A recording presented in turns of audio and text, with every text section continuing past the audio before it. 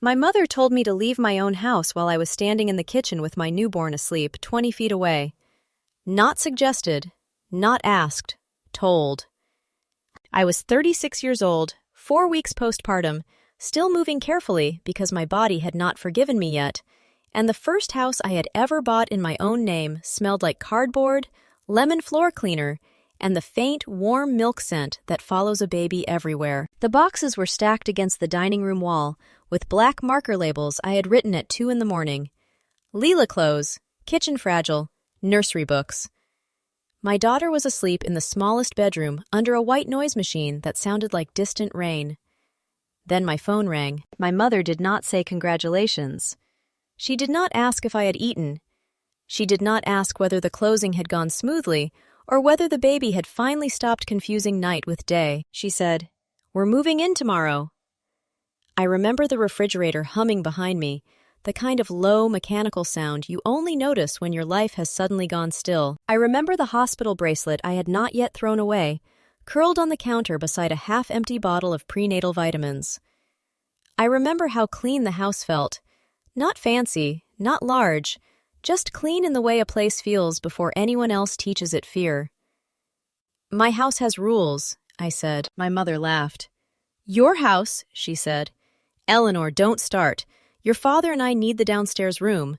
Meredith's family will take the guest room until Grant's renovation is done, and I don't do rules about my grandchild. If you don't like it, you can leave."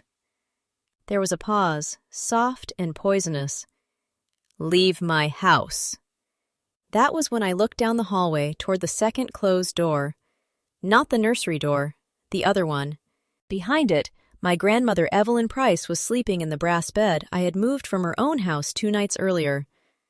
My mother had been telling everyone at church that Evelyn was gone in the mind, lost beyond recognition, too confused to know her own name. She had said it with tears in her eyes and a hand pressed to her chest, the way she said everything when there was an audience. But Grandma Evelyn was not gone.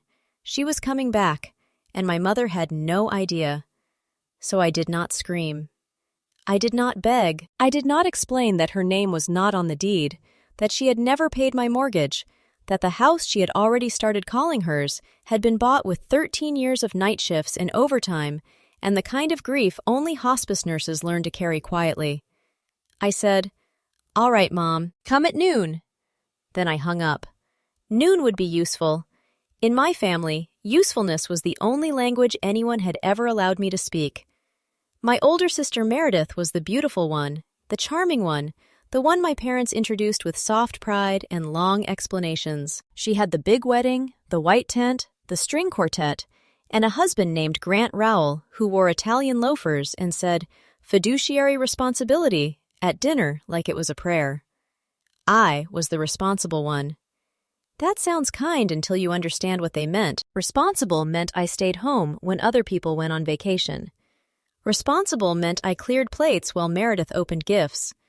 Responsible meant I learned the names of Grandma Evelyn's medications at 10 years old because my mother said somebody in the family needed a practical head. At 10, I thought being needed was the same as being loved. I was wrong. The first time they left me behind, it was July, and the driveway smelled like hot asphalt. My father had backed the Buick out with a cooler in the trunk, my sister's pink duffel bag wedged beside it, and my mother leaning out the passenger window with sunglasses already on. Grandma Evelyn had the flu that week. I stood in the doorway holding a yellow legal pad with dosage times written in my careful child handwriting. "You don't need the lake," my mother said. "You're my steady girl." Then the car turned the corner. The house clock ticked so loudly I can still hear it. Grandma Evelyn found me crying in the kitchen 15 minutes later. She called me to her room, patted the quilt beside her, and took my hand.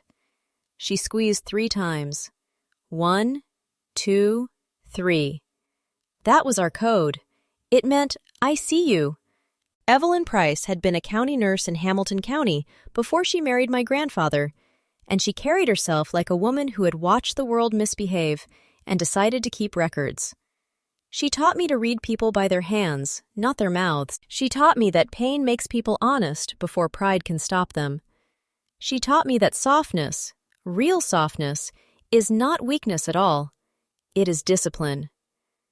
Then she started disappearing. That was how my family described it anyway. "Mom is disappearing," my mother would say into the phone, sighing hard enough to be heard in another room. She asked the same question 3 times. She forgot a neighbor's name. She got confused at the bank. At first, I believed the shape of it. Evelyn was 89. People did forget things. Bodies changed. Minds wandered. I had spent my career holding hands at the edge of life, and I was not arrogant enough to think age would spare the woman I loved. But dementia does not keep appointments. It does not fog a person only before a notary arrives. It does not make someone nearly unconscious on the morning of a doctor visit, then leave her clear enough at 4 in the afternoon to ask why the pantry smelled like mice. It does not make a woman who kept her own pill organizer straight for 30 years suddenly unable to stay awake every time Grant needed a signature. Patterns speak. I noticed the first pattern at Evelyn's 90th birthday party. My mother held it in the Fellowship Hall of St. Bartholomew's, under fluorescent lights that made the sheet cake look gray. There were balloons, folding chairs, coffee in silver urns, and a photo board full of pictures my mother had selected because she appeared in most of them. Evelyn sat in a wheelchair near the cake, chin dipped, hands loose in her lap, her eyes moving slowly beneath heavy lids. "She has good days and bad days," my mother told everyone. That day was apparently useful as a bad one. Grant stood by the coffee urn with a leather folder tucked under one arm, speaking softly to my father about protecting assets before Medicaid becomes an issue. My father nodded into his paper cup, the way he always nodded when silence required less courage than speech. Meredith adjusted her bracelet and told a church friend that Grant had been an angel with Grandma's finances. I crouched in front of Evelyn and touched her hand. Her fingers twitched. 1, 2, then nothing. My stomach went cold. I had seen natural decline. I had seen strokes, infections, delirium, grief, terminal agitation, medication reactions, and the blank distance of a body preparing to leave. What I saw in my grandmother's face was not departure. It was dosage. 2 weeks later, Brenda Miles called me. Brenda was the home aide my mother had hired for weekday mornings. She was practical, tired, and careful with her words because working women understand how quickly truth can become rent money in someone else's hands. Her voice was low when she said, "Miss Ellie, I think you should come by today." "What happened?" "Your grandmother fell in the bathroom."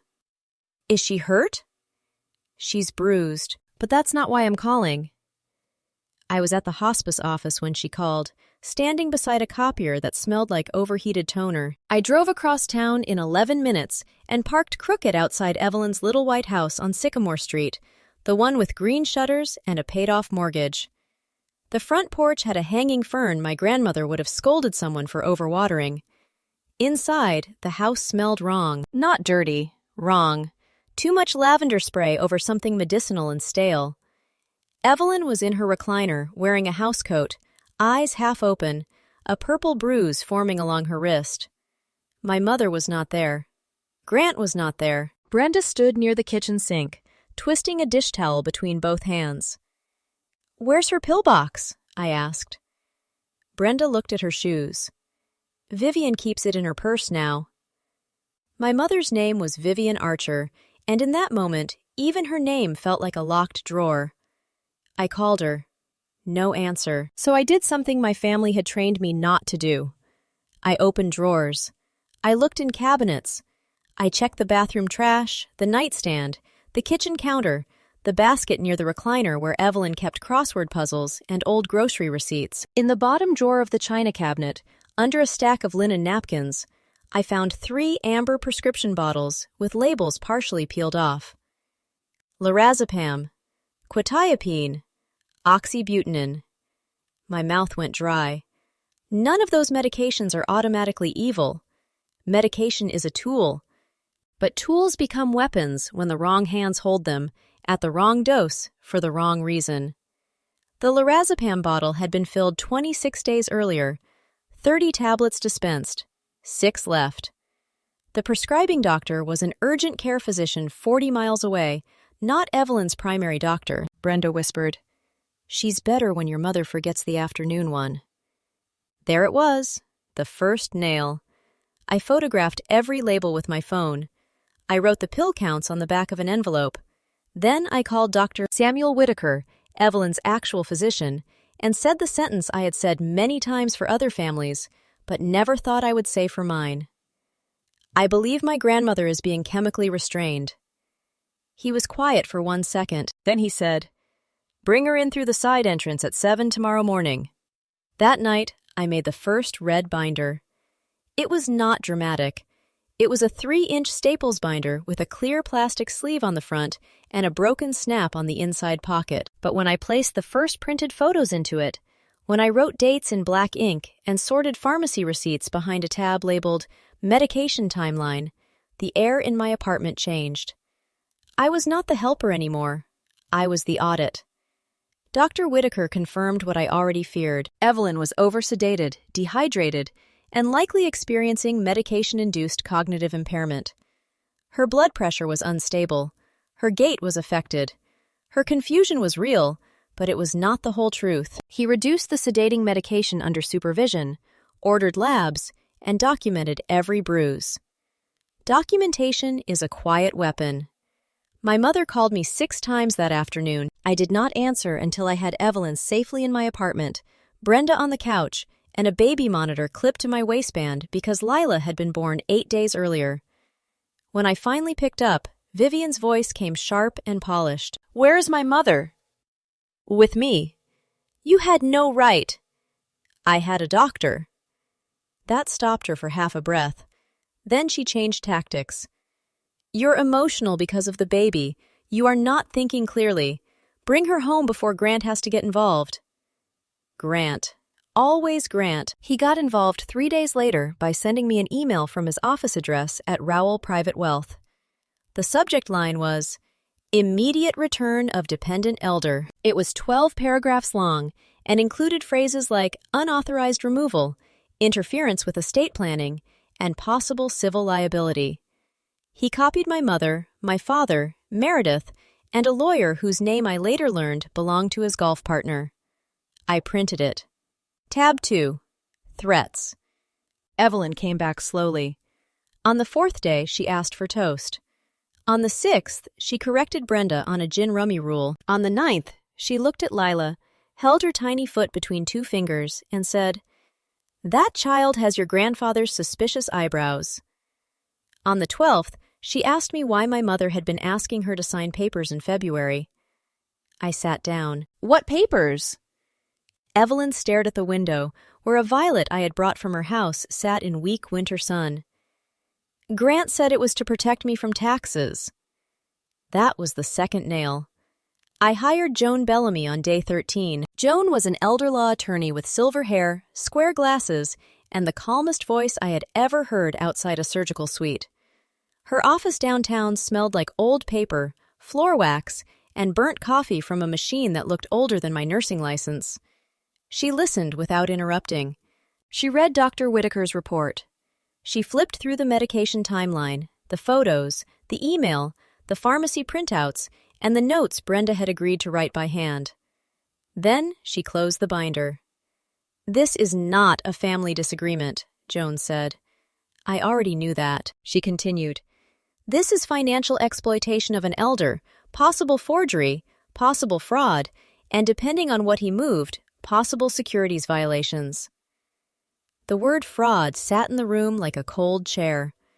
Joan ordered certified copies of every document Grant had filed under Evelyn's name. We requested bank records. We contacted the county recorder.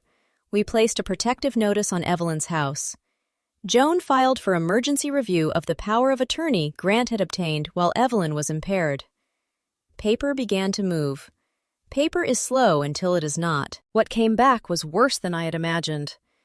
Grant had used a durable power of attorney signed on February 19th at 10:43 a.m., witnessed by his assistant and notarized by a woman who rented desk space in the same building as his firm. According to Brenda's calendar, Evelyn had been unable to stay awake through breakfast that morning.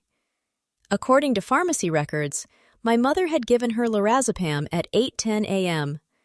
The signature on the power of attorney looked like a child trying to remember cursive. Behind that document came the transfers. $18,400 from Evelyn's savings into an account titled Archer Family Care Reimbursement. $62,000 from a brokerage account liquidated on March 7th. $91,500 moved into a temporary management account at Grant's firm. $240,000 removed from a bond ladder Evelyn's late husband had built and never wanted touched. Total documented loss, $411,900. Grant had rounded theft into a business model. Then came the house. The little white house on Sycamore Street had been listed quietly through a broker Grant knew, not on the public MLS at first, but through a private investor list. Asking price, $318,000. Proposed buyer, a holding company registered in Delaware 3 weeks earlier. Mailing address, a UPS box near Grant's office. Joan looked at the document and smiled without warmth. Men like this always think a shell company is a magic trick, she said. The Delaware filing listed a contact email, g.rowell@rowellpw.com. That was the third nail. While Joan prepared filings, I did what my family expected me to do. I acted tired. I let my mother believe the baby had overwhelmed me. I answered fewer texts. I told Meredith I was not sure I could keep Grandma with me much longer. I told my father, when he finally called, that I just wanted everyone to calm down. He sighed with relief. I knew you'd be reasonable, he said. Reasonable is the word cowards use when they want your surrender to sound mature. My mother came to my apartment once before I bought the house. She arrived wearing a camel coat and perfume heavy enough to enter before she did. She cried on command in my doorway. She said I was tearing the family apart. She said Grandma needed familiar surroundings. She said people at church were asking questions, and she did not know what to tell them. Tell them the truth, I said. Her tears stopped. The next week, my mortgage was approved.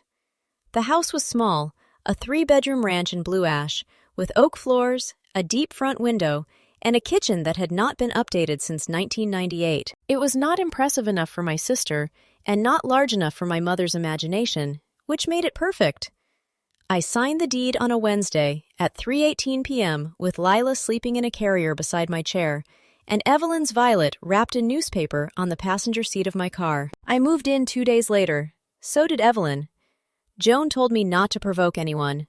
Dr. Whitaker told me to keep Evelyn's environment calm. Brenda told me she would take weekend shifts for half pay until things settled, then refused the envelope of cash I tried to press into her hand. Pay me later, she said. Win first.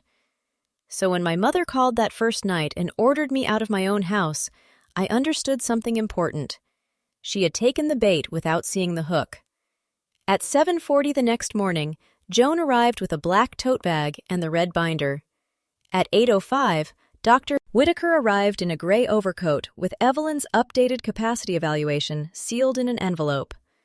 At 8:32, Brenda came through the back door carrying muffins and a stack of handwritten notes. At 9:15, an adult protective services investigator named Denise Carter parked in front of the house and came inside with a county badge clipped to her lapel. At 11:10, a process server named Mr. Albright stood in my entryway and asked where I wanted him. By the bookcase, Joan said. The house smelled like coffee, baby lotion, and the paper heat of a printer running too long. Evelyn sat in the armchair by the window, wearing a blue cardigan, her white hair pinned back, her hands folded over a cane she did not need, but enjoyed holding like a judge's gavel. Lila slept in the nursery. I stood in the kitchen, barefoot, with a burp cloth over one shoulder and a red binder on the table. At 11:58, tires crunched in the driveway. My mother arrived first. She stepped from my father's SUV with the confidence of someone entering property she had already claimed in her head. My father carried 2 suitcases and a thermos. Meredith followed in a white minivan with her 2 children and 3 duffel bags. Grant came last in a black Audi, sunglasses on, phone in hand, already speaking before his shoes touched my driveway. They did not knock. Of course they did not. My mother opened the front door and called, "Eleanor, we're here! Let's not make this dramatic." Then she saw the room. People misunderstand silence. They think it is empty. but some silences are crowded with every lie that has just realized it is late. Vivian stopped so abruptly my father bumped into her. Meredith froze behind him with one hand on her child's shoulder. Grant lowered his phone. His eyes moved from Joan to Denise to Dr. Whitaker to Mr. Albright and finally to Evelyn in the chair. Grandma smiled. "Hello, Vivian," she said. My mother made a small sound. Not a word. A leak. Grant recovered first because men like Grant think recovery is leadership. He stepped forward, smoothed his jacket, and gave the room the smile he used on clients who needed to feel richer than they were. "This is inappropriate," he said. "Mrs. Price is under an existing care plan." Joan opened the red binder. "No," she said. "She was under a sedation pattern." Grant blinked. I watched his hands. Grandma had taught me that. His right thumb tapped once against his phone. His left hand curled around his keys. He was calculating distance, exits, exposure. Dr. Whitaker handed Denise his report. "Mrs. Price has been evaluated," he said. "She is oriented, medically stable, and capable of expressing her wishes. Her previous impairment was consistent with inappropriate medication use." My mother whispered, "Mother?" Evelyn looked at her daughter for a long time. "I know my name," she said. "I know yours, too." Joan began with the medication. She did not raise her voice. She laid out the timeline the way nurses lay out instruments before a procedure. February 3rd, first urgent care prescription. February 19th, power of attorney signed. February 19th, sedative administered at 8:10 a.m. February 19th, notary stamp at 10:43 a.m. March 7th, liquidation request submitted from Grant's office IP address. March 8th, funds moved. Each page landed softly on the coffee table. Soft things can still break bone. Grant said, "You have no idea what you're reading." I turned one page. "Then explain it." He looked at me the way he had looked at me for 15 years, like I was a service entrance. "Eleanor, this is complicated financial management." "No," I said. "It is column A to column B." Joan placed the brokerage statement on top. $411,900 in unauthorized transfers. Meredith's face changed. It did not collapse all at once. It shifted, small pieces of belief losing their grip. She looked at Grant, then at the statement, then back at him. "What is that?" she asked. Grant did not answer her. That was answer enough. My mother stepped toward the table. "We use that money for mother's care. Do you think care is free? Do you think I did not sacrifice?" Brenda spoke from the kitchen doorway. "You canceled my Wednesdays because you said there wasn't money." My mother turned on her. "This is family business." Denise Carter looked up from her notes. "Not anymore." That was the fourth nail.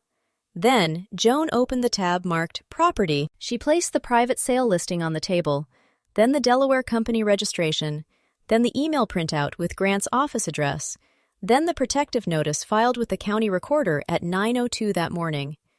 Mr. Albright stepped forward with 2 envelopes. "The sale is frozen," he said. "These are service copies." Grant reached for the documents too quickly. Joan pulled them back. "You will receive yours properly." For the first time, his face showed something real. Fear is not loud at first. It is a small vacancy behind the eyes. It is the moment a man realizes the room does not believe his suit. My father set the suitcases down. The wheels clicked against the floor. For 30 years, he had hidden behind mugs, thermoses, newspapers, television volume, and the peaceful expression of a man who mistook neutrality for goodness. Now he stared at the red binder as if paper itself had betrayed him. "Vivian," he said quietly, "what did you do?" My mother heard the danger in that question. She understood that he had not asked what happened. He had asked, "What did you do?" And the difference was a door closing. She turned red. "After everything I have carried, you are all going to stand here and judge me? I was the one bathing her. I was the one answering calls. I was the one watching her fade. You watched because you were holding the bottle, I said. Her eyes snapped to me. The old reflex rose in my body. Apologize, smooth it, make her comfortable. Become the tablecloth nobody notices until it is stained. I let the reflex pass. My daughter made a small sound over the baby monitor, then settled. That tiny breath saved me from becoming small again. My mother pointed toward Evelyn. She did not even know what year it was. She was gone. She did not need that house. She did not need all that money sitting around doing nothing. The room stopped. Some sentences cannot be unsaid. Evelyn placed both hands on the arms of the chair and stood. Brenda moved instinctively, but Grandma lifted one finger. Not yet. She crossed the room slowly, every step measured, the cane tapping once against the oak floor. Tap, tap, tap. She stopped in front of my mother. I knew enough to birth you, Evelyn said. I knew enough to feed you. I knew enough to forgive you longer than you deserved. And I know enough now to remove you from every document that carries my name. My mother's mouth opened. Nothing useful came out. Evelyn turned to Grant. As for you, she said, my husband built those accounts from overtime and war bonds and not buying himself new shoes. You mistook quiet money for unattended money. Grant looked at Joan. This is defamation. Joan slid the final envelope across the table. No, she said. This is notice. The complaint was already filed with the State Securities Division. Copies had gone to Grant's compliance office, Adult Protective Services, and the county prosecutor's Elder Abuse Unit. The bank had placed a fraud hold on the remaining accounts. The brokerage firm had opened an internal investigation. The notary had been contacted. The urgent care physician would receive a records request by Monday. The machinery had started. That is what people like Grant never understand. They think power is noise, speed, confidence, the first voice in the room. But real power is a form submitted at 8:17 a.m. by someone who checked the box correctly. It is a timestamp. It is certified mail. It is a receptionist saying, "One moment, please," while the door locks behind you. Grant left first. He said he had calls to make, but the phone was already ringing in his hand, and his voice cracked on the word compliance. Meredith followed him to the porch, not to defend him, but because something in her had finally begun to separate from his shadow. My father stood in the hallway, still holding the thermos, then set it on the floor beside the suitcases. "Eleanor," he said. I looked at him. He had no sentence prepared for a daughter who no longer needed one. My mother was the last to move. Tears filled her eyes, fast and practiced, but this time no one stepped forward to reward them. She looked at Evelyn. She looked at me. She looked toward the nursery, where my daughter slept through the first clean boundary this family had ever heard. "You are really going to do this to your own mother?" she asked. I walked to the front door and opened it. The June heat came in carrying cut grass and exhaust from Grant's Audi. "No," I said. "I am doing this for mine." Then I stepped aside. My mother left my house without another word. The law did not explode after that. Real accountability rarely arrives with sirens in the driveway and music swelling under the sky. It arrived as letters, hearings, recorded interviews, sworn statements, amended filings, and one very tired judge who rubbed the bridge of his nose after reading the February power of attorney. He voided it. The house sale died. Evelyn's accounts were restored where they could be restored, frozen where they needed to be frozen, and reconstructed line by people Grant could not flatter. The Securities Division suspended his license pending investigation. His firm terminated him for cause. The county prosecutor filed charges tied to exploitation, forged authorization, and unlawful control over an elder's assets. The word spotless disappeared from Grant's life. Meredith came to my porch 3 weeks later without makeup, without jewelry, without the voice she used at country club lunches. She held a folder of her own. Inside were credit card statements, hotel charges, and a second phone bill Grant had hidden under a business account. "You tried to warn me," she said. "I tried to ask questions," I said. "I called you bitter." Yes. She flinched because I did not rescue her from the truth. Then she nodded, and for the first time in years, my sister looked like someone standing without a script. We started there. Small. My father moved into a furnished apartment near the river after my mother discovered that silence had consequences too. He never became brave all at once. People do not usually become new people because one room goes badly, but he came to Evelyn's house one Saturday and fixed the loose porch rail without asking for praise. Before he left, he stood in the yard with his hands in his pockets and said, "I should have listened." I said, "Yes." That was all I gave him. It was enough. My mother never apologized. She sent one letter, 6 pages, every paragraph beginning with "I only." I had to, I thought. I felt. Joan read it first and handed it back to me with the expression of a woman returning spoiled milk. "You do not have to answer performance," she said. So I did not. By August, the violet in my front window bloomed so heavily, Evelyn accused it of showing off. Lila learned to sleep with one fist open, like she was finally trusting the world a little. Brenda came for dinner on Fridays and cheated at cards with my grandmother while pretending not to. Dr. Whitaker brought tomatoes from his garden in a paper grocery bag and left with 2 muffins because Evelyn insisted doctors were too thin as a profession. One evening, I found Evelyn in the nursery, sitting in the rocker with Lila against her shoulder. The baby's cheek rested against her blue cardigan. The white noise machine whispered in the corner. Outside, cicadas buzzed in the trees, and the last light came through the blinds in narrow gold lines. Evelyn looked at me and squeezed Lila's tiny hand 3 times. 1, 2, 3. "She'll know," Grandma said. "Know what?" "That love does not ask her to disappear."